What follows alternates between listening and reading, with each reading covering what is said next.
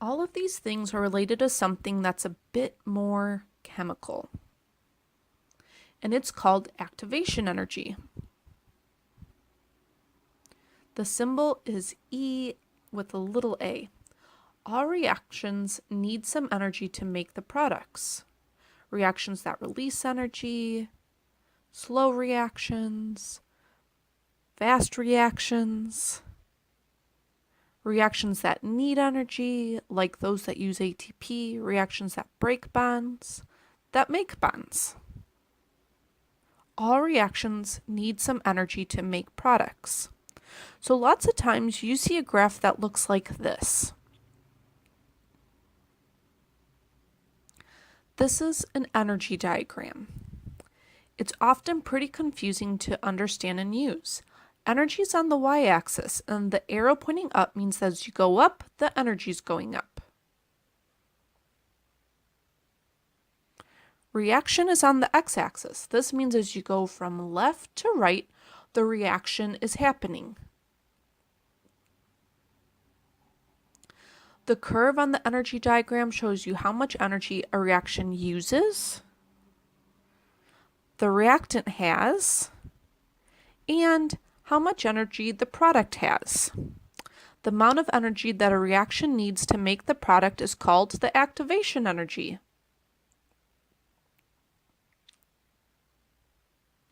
The bigger the activation energy, the slower the reaction.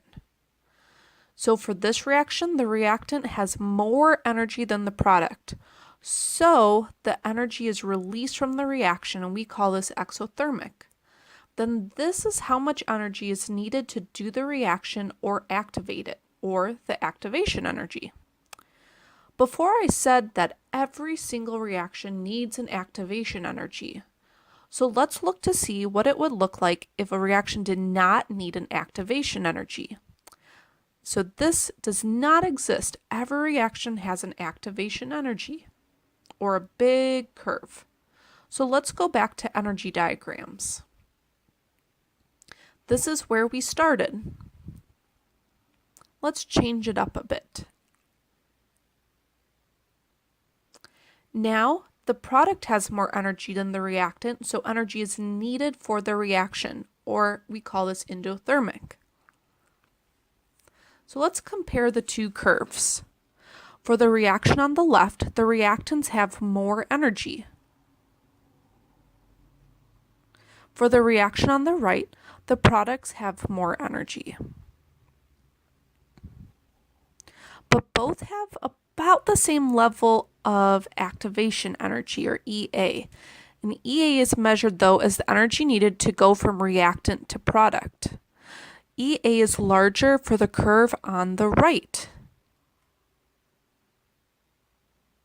So activation energy is separate energy that reactions need to make the products. It's not the same as exothermic or endothermic.